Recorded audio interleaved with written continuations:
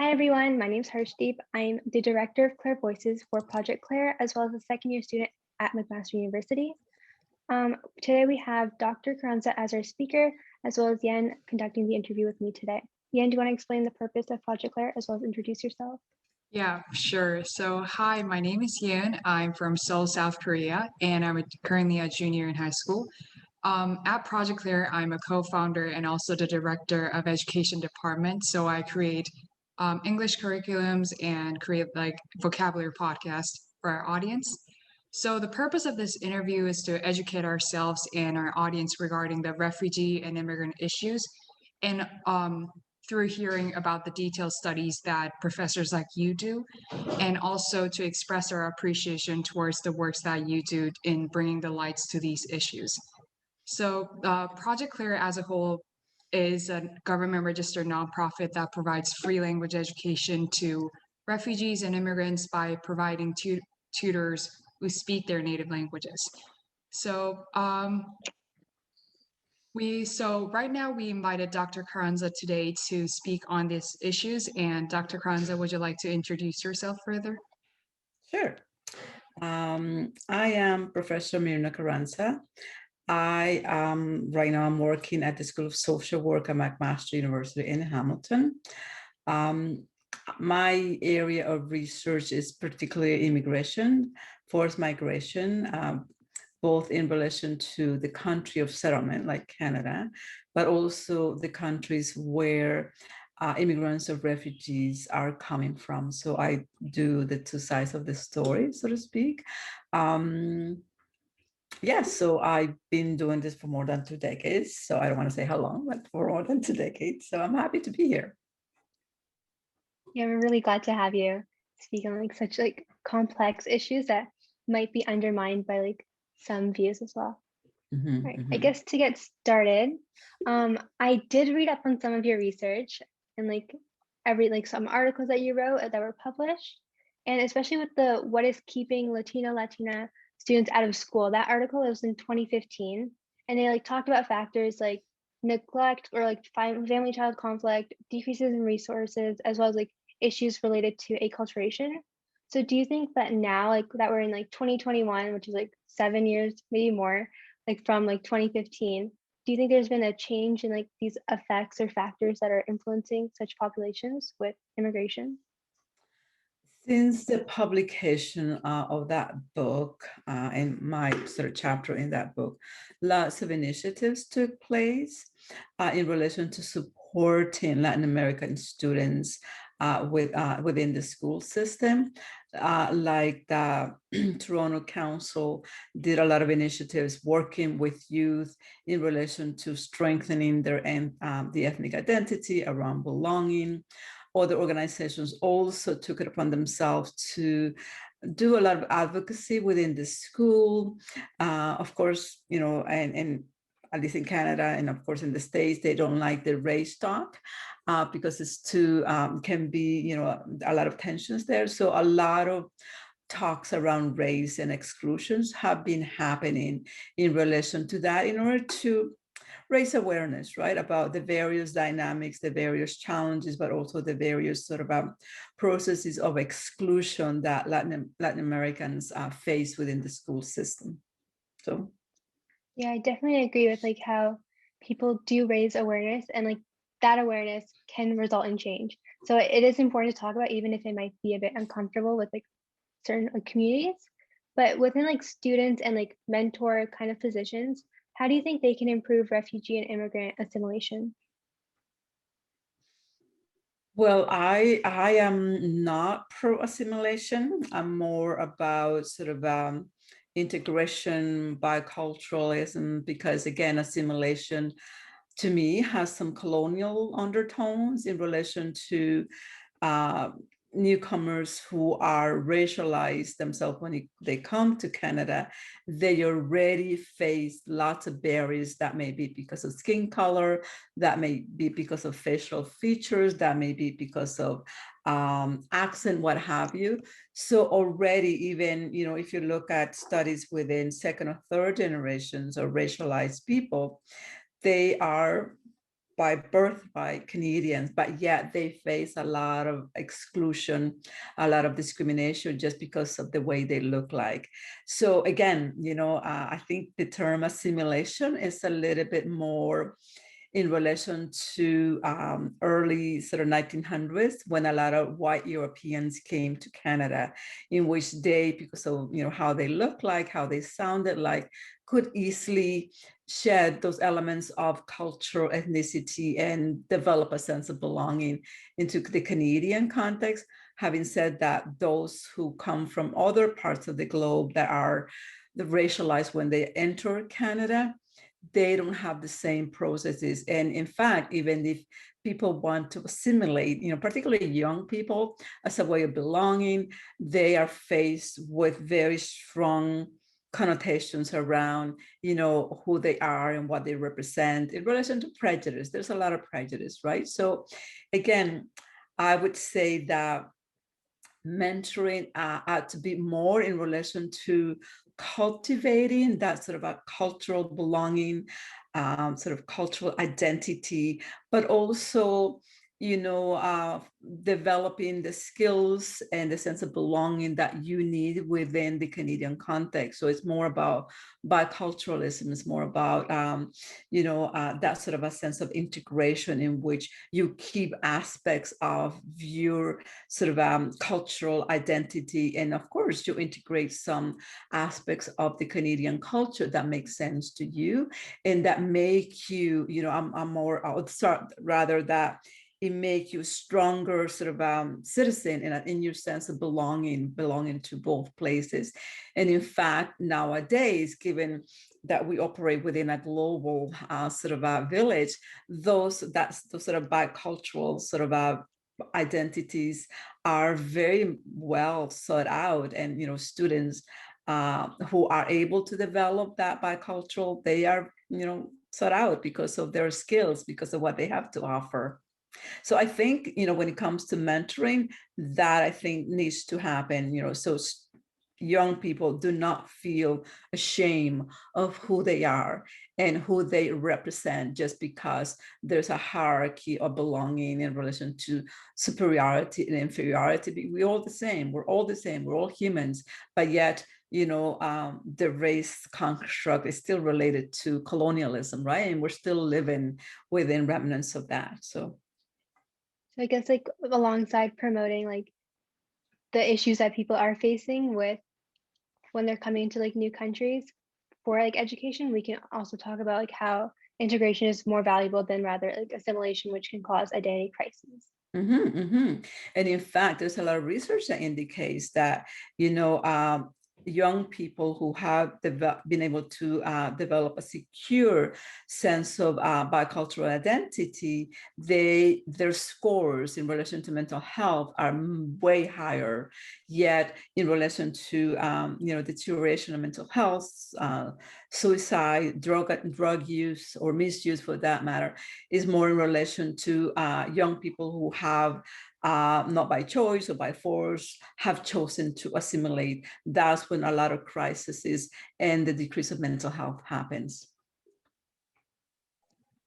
Great. Thank you so much for pointing out the difference in terms of assimilation and integration. To be honest, like I did not really know the difference and what term I should use, but thank you so much. No worries. Not many people know it. And it is used almost a synonym, but it's not, right? It has various implications for young people. Yeah.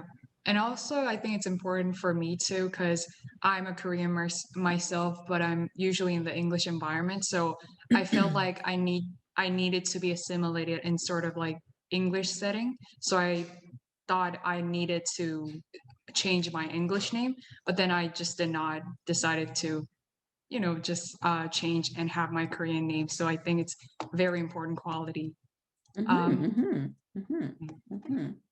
And also for moving on about sort of like Project CLAIR curriculum, I'm a curriculum director myself, so I developed sort of our own English curriculum with various ESL resources and instruction recordings.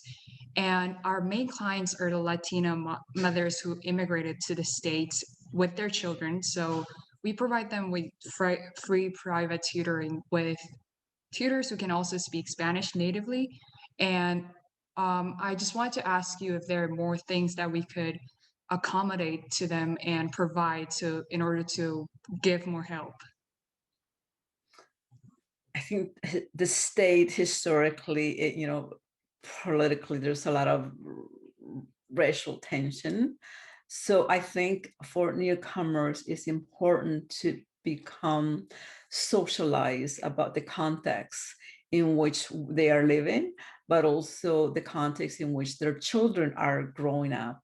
And also they need to know what their rights are, depending on the point of entry in relation to migration, that may be as an asylum seeker, without status, or landed immigrant. People have various rights, right? And then sometimes what I find is missing is that people's sense of what are my rights within this context. So knowing about that is important, not only for self-advocacy, but also in order to advocate for their children in whatever context, whatever barriers they find. I find that knowledge around what are my rights as newcomers in this particular context is very important, because it depending on where they come from.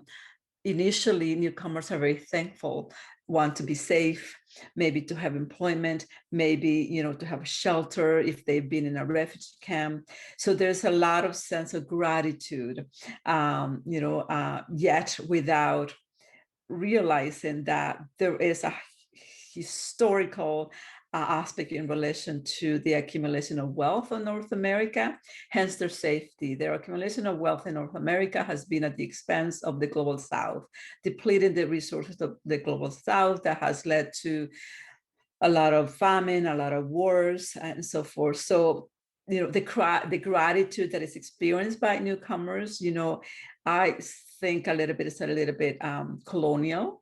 And then when newcomers begin to develop their sense of my rights, they usually say, well, if you don't like it here, go back.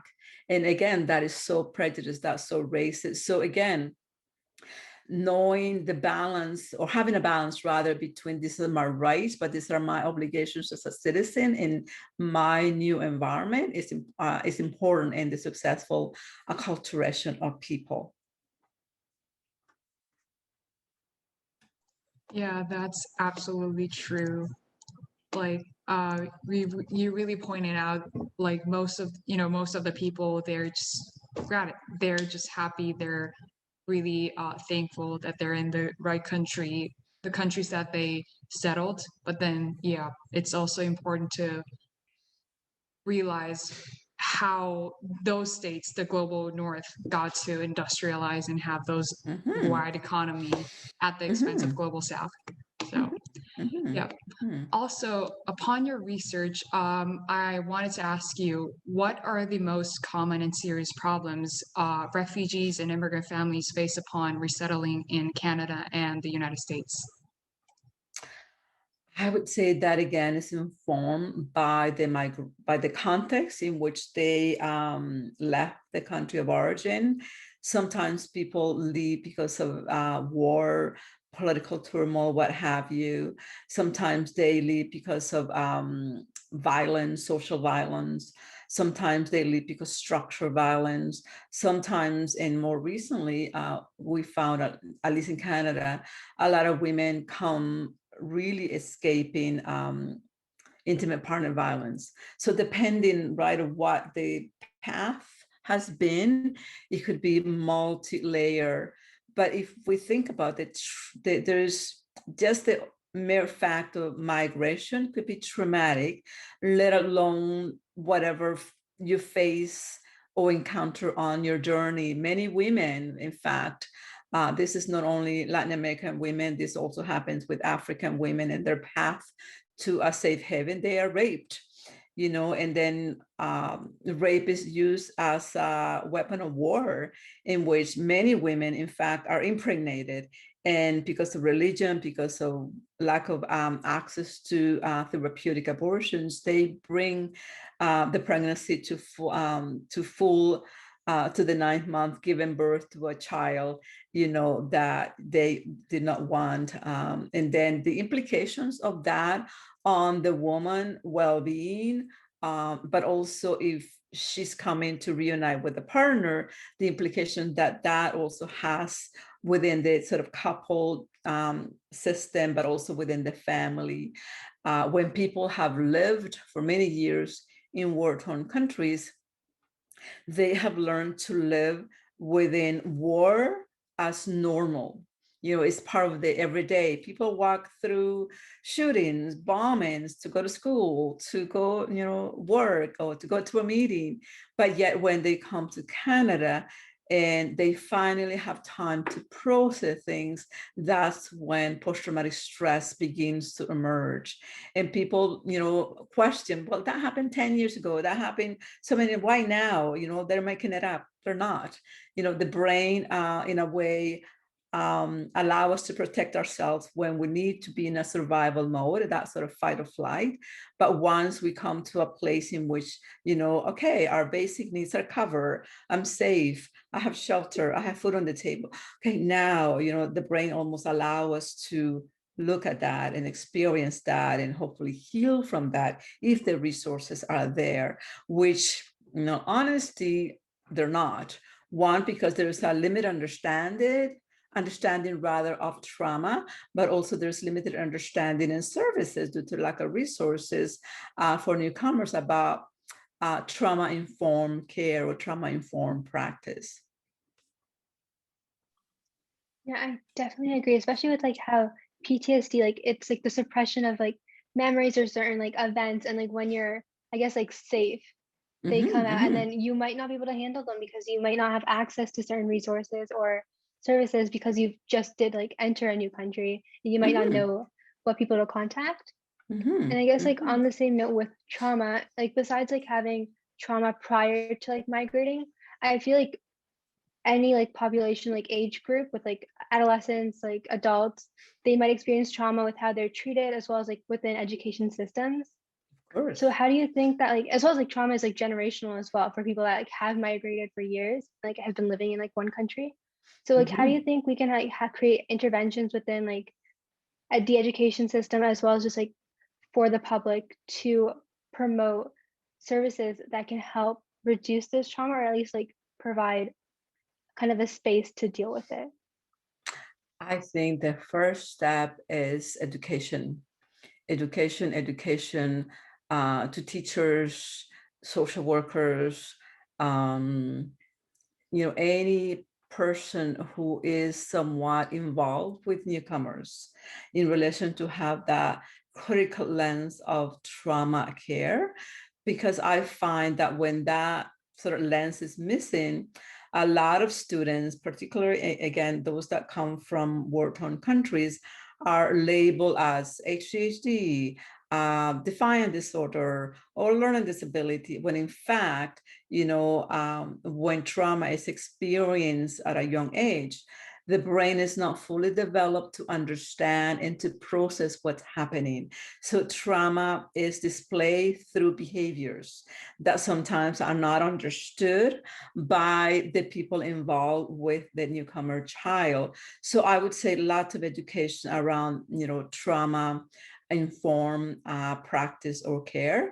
I think if we did that, I think there would be a significant decrease in all those labels of, that newcomer kids endured, and then unfortunately remain in their files, almost sort of impacting their development in relation to being well-adjusted children. A lot of schools, they create thick files around, a child that is misbehaved, and then that history, unfortunately, will follow the child without really taking a critical look about what has happened, what is occurring at home or with the parents or with the child prior to arriving to Canada, that in a way, or North America for that matter, that in a way is informing this behavior.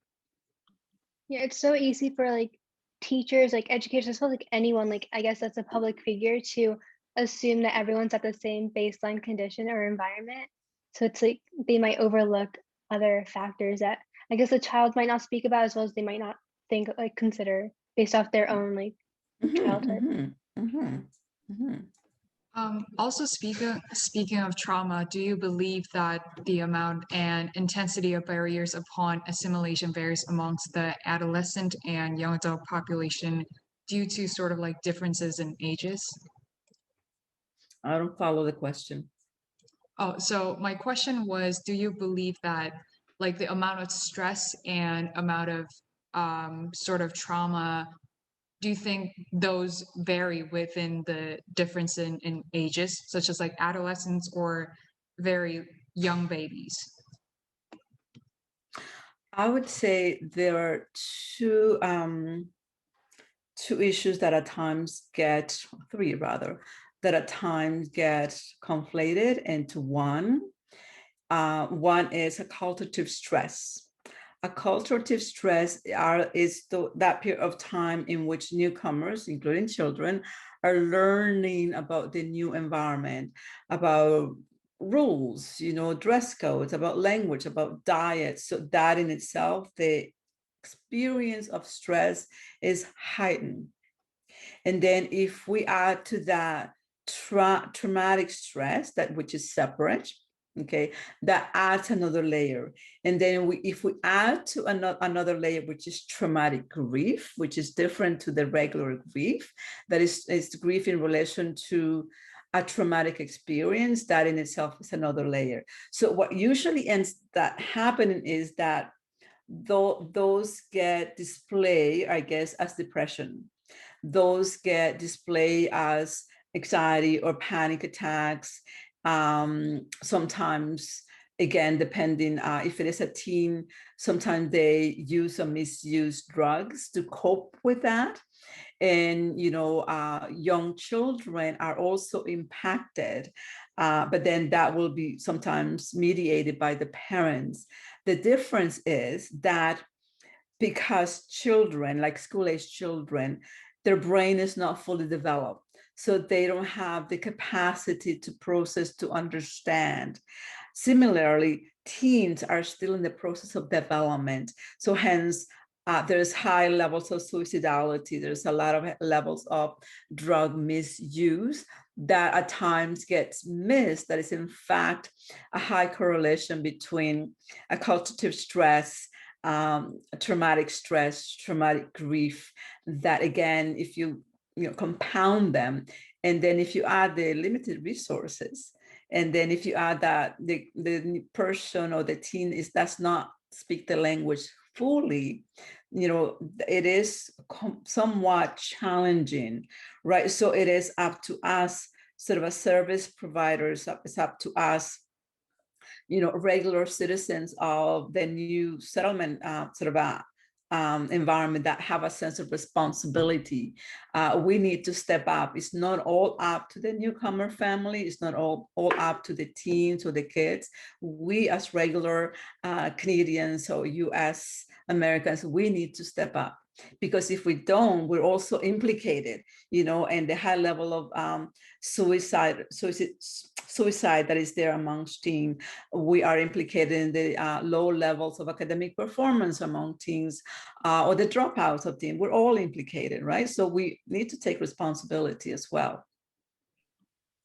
Yeah, for sure. Especially like if like these teens or like even like adolescents, like not like preteens even, like if they're introduced like to drugs early on, that might postpone, I guess, their actual response to like the trauma they felt, and it will like hit harder in adulthood and make it even more difficult for them to reach out for resources. Of course, of course. The other element here is that factor of human development, right? As a teens are in a stage of development in which belonging is important, that sort of identity formation is happening. So it's important for the teen to be cool. So if to be cool means hanging out with this crowd that uses or misuses drugs, but I want to have a sense of belonging, I want to be cool.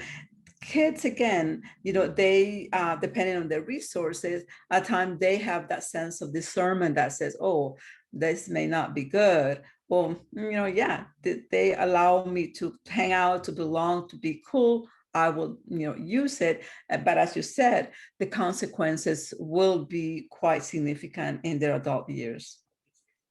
Also, based on your research, I was wondering if the introduction of like immigrant populations or like refugee populations into a city, are the obstacles different compared to a more diverse city rather compared to like, let's say a simply one race city, or are they like similar no matter? I say yes and no, because I think when there is already that sort of a sense of diversity, particularly about various sort of newcomer groups, there is already some sort of a social capital in which, people will help one another to navigate the system, to teach, to mentor about the new sort of context. Having said that, unfortunately, a lot of the structures are mainstream, and then there may be limited representation. So it could be yes and no, depending on the context, because if a newcomer family then remains grounded within their own ethnic group, then they may not be exposed to mainstream. Or when they do, they will be a bit shocked about how different it is. And then, as I was saying earlier, they won't develop that sense of bicultural identities and belonging, able to navigate in both worlds. So, and it's also important to note, though, that the fact that there is diversity does not mean that there isn't prejudice or discrimination within the same ethnic group or across ethnic groups, right? Like race, again, is a social construct that was developed during colonial times with the whole purpose to divide us. And it's still working that way. You see, even within Latin America, you see Argentinians. People from Argentina don't like Colombians because Colombians apparently are more indigenous and they're Black. And then some Argentinians feel that they're superior. Or some South Americans will look down upon Central America because of their indigeneity. So similarly, there's the same within African countries, the same within Asian countries is there, that sort of division, that racism, that prejudice against one another. So the fact that there is diversity doesn't ensure safety. Yeah, I agree for sure. And I guess that's it for our interview today. Thank you so much for like shining light on like the difference between integration and assimilation once again, as well as like cultural identity, as well, and like trauma that people can experience, as well as like the lack of resources that they encounter. I also wanted to note and really thank you so much, because it's like really beyond what I learned and experienced in providing service to our clients and also immigrants. And also it's like, so you explained about detailed issues and comprehensive impacts that I never realized, and also like historical causes and reasons for current situation, not just like what we should do now, but why this is happening. So I learned so much, and I'll make sure to raise awareness on our platform as much as we can. Thank you so much. Happy to help.